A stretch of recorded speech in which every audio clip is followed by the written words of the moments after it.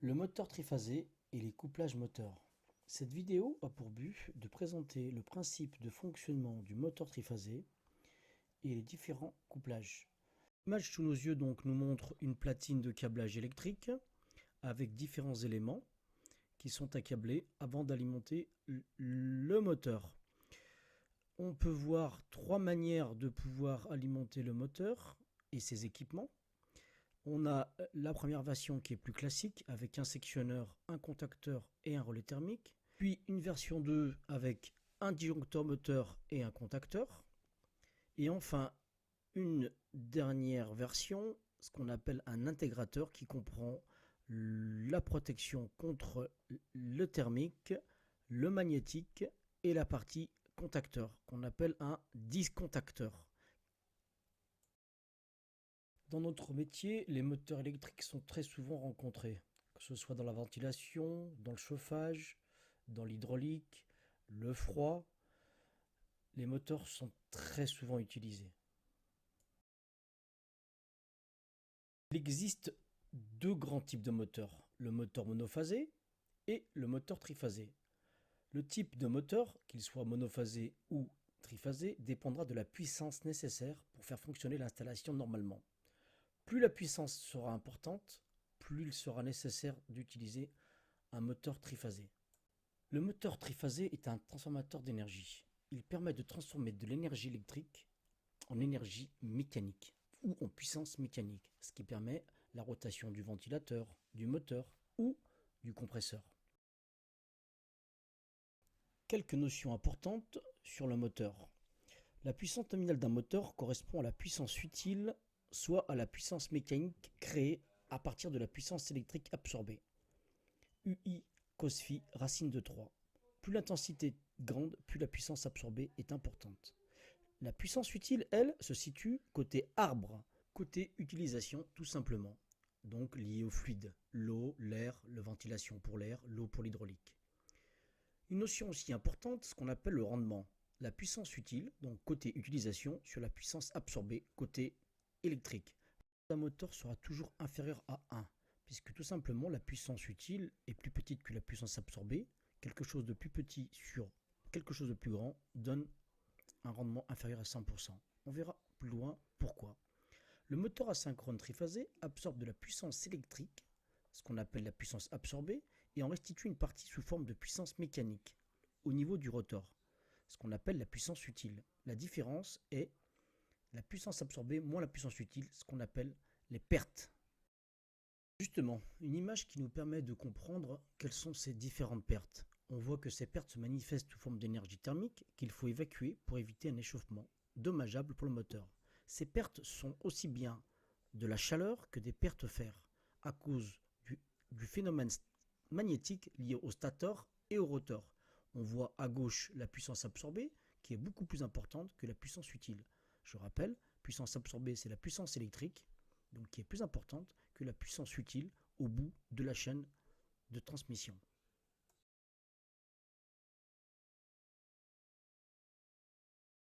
Encore un paramètre physique important, l'intensité nominale et l'intensité de démarrage. L'intensité nominale est la valeur du courant absorbé par le moteur lorsque le moteur atteint son point de fonctionnement nominal ou normal. L'intensité au démarrage d'un moteur peut atteindre entre 6 et 10 fois la valeur du courant nominal. Cette surintensité au démarrage explique pourquoi il existe des disjoncteurs magnétothermiques spécifiques au moteur par rapport à l'éclairage ou aux prises. Physiquement, il est important d'identifier les différents éléments d'un moteur asynchrone. La boîte à bornes, ou appelée la plaque à bornes, le rotor, la partie mobile du moteur, et enfin le stator, la partie statique, celle qui permet de créer un champ magnétique et qui permet d'entraîner le rotor. Le schéma de principe. On peut voir que le moteur comprend 3 bobines qui sont séparées d'un angle de 120 degrés. Ces bobines ont un rôle très important avec le rotor pour pouvoir créer un effet rotatif. Pour vulgariser le principe de fonctionnement de ce type de moteur, le disque de cuivre, qui est le rotor, réagit comme un aimant. Celui-ci, en contact du champ magnétique créé par la bobine qui est alimentée par un courant électrique, cherche à faire un tour complet en fonction de la position des différentes bobines, parce que celles-ci sont déphasées de 120 degrés, ce qui fait un tour à 360 degrés. Donc que les bobines sont alimentées, le rotor continue à tourner, ce qui permet de créer un phénomène de rotation. Une illustration qui permet de compléter les précédentes. On peut voir le stator, composé des 3 bobines, avec la plaque à bornes, et le rotor qui cherche à tourner, à faire un tour à 360 degrés en fonction de l'effet aimant généré par l'alimentation des bobines, chacune séparée de 120 degrés. Il est évident que les moteurs triphasés sont beaucoup plus puissants et plus rentables que les moteurs monophasés.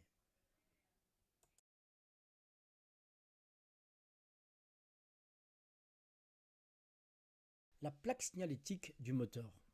Celle-ci nous annonce des informations très importantes, telles que si l'alimentation du moteur est triphasée, le type de courant, s'il est continu ou non, nombre de tours minute, le nombre de rotations du rotor par minute, la tension d'alimentation maximum que peut supporter un enroulement, la tension maximum que peut supporter 2 enroulements, l'intensité nominale pour un enroulement dans le cadre d'un couplage triangle, l'intensité que peut supporter 2 enroulements dans le cadre d'un couplage étoile, qu'on verra plus tard, la fréquence électrique du moteur accepté en fonction de la zone d'utilisation.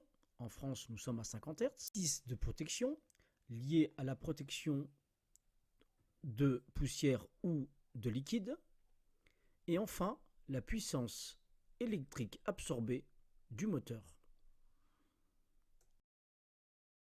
La plaque à bornes et les couplages des moteurs triphasés. Nous avons vu donc dans les images précédentes que le moteur triphasé alternatif possède 3 enroulements, donc 3 bobines. Ces bobines, ces enroulements, peuvent être couplés de 2 manières différentes. Chaque borne sur la plaque à bornes du moteur est repérée U1, V1, W1 pour l'alimentation et U2, V2, W2. Ces bornes qui se terminent par 2 permettent de coupler le moteur ou en étoile ou en triangle. Afin de réaliser l'un des couplages sur la plaque à bornes, il est nécessaire d'utiliser ces barrettes, au nombre de 3. On peut distinguer à quoi ressemblent ces barrettes sur les photos de gauche et de droite.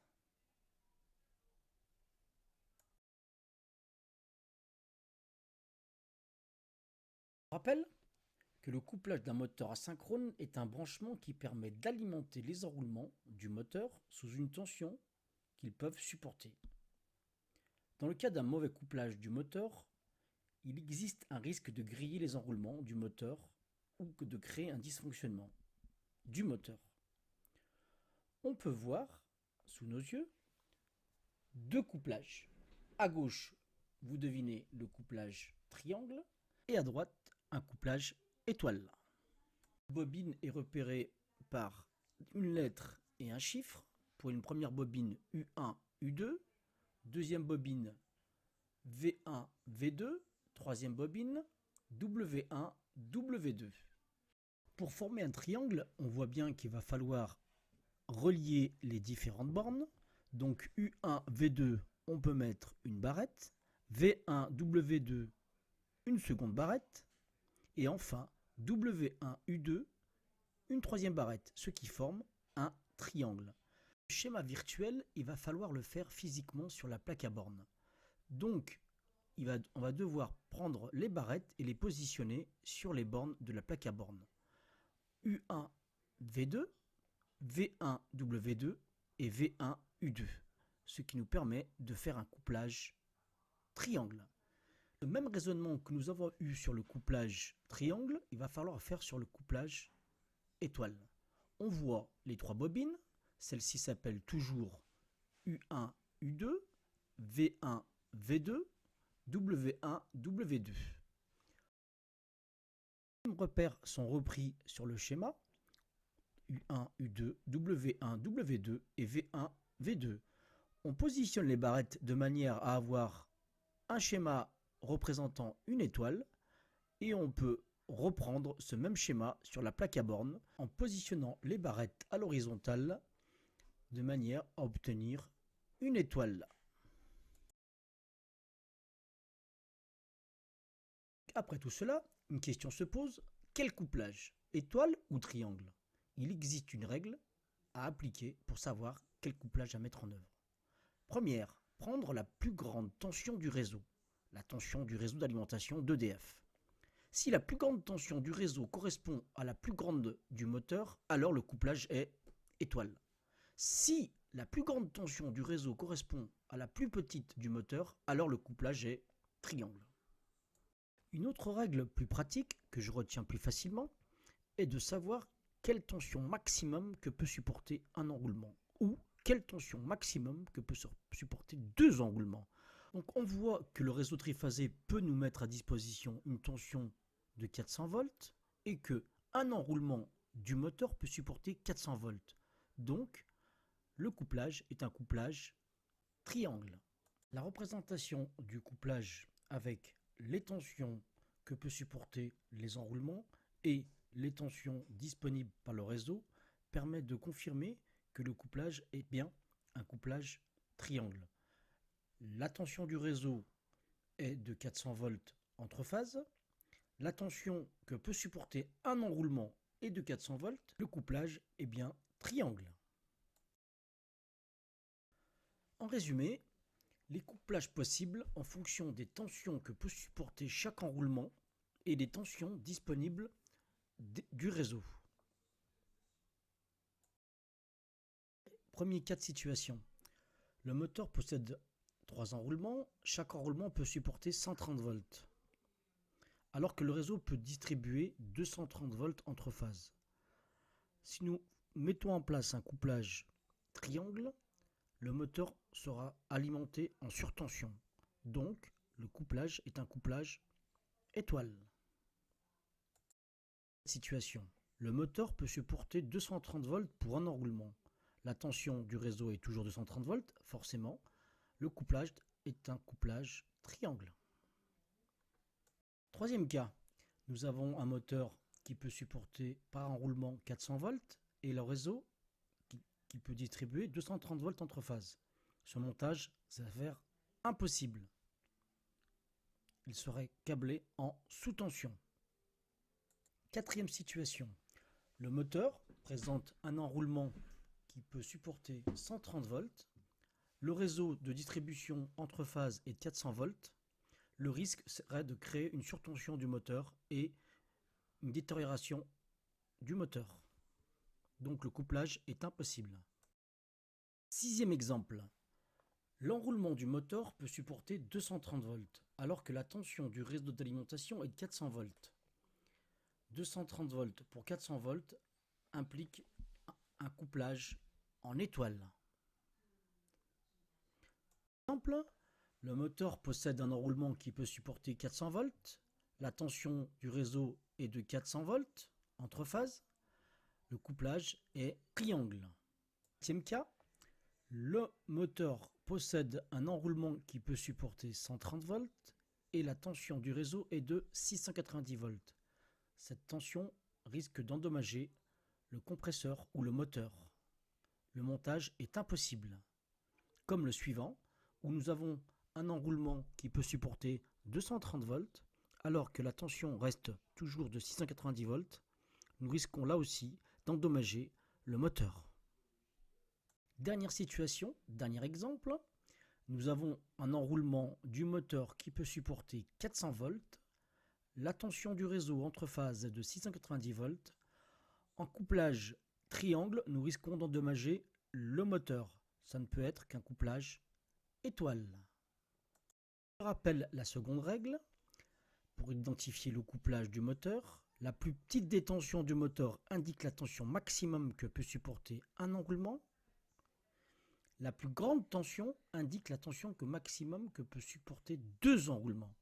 Un enroulement, c'est forcément un couplage triangle.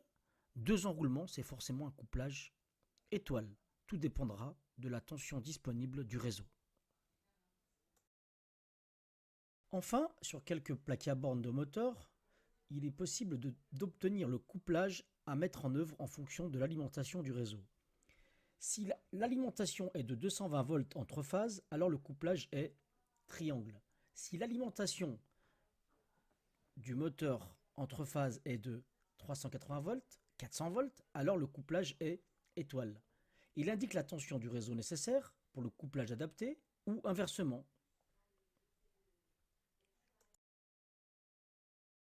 Je vous propose une série d'applications afin de vérifier vos connaissances et votre maîtrise à déterminer le couplage de moteurs triphasés. Qu'exemple, il vous est accordé 15 secondes de réflexion. Le moteur peut supporter une tension de 230 volts par enroulement. Le réseau peut nous mettre à disposition une tension entre phases de 400 volts. Le couplage est de type étoile.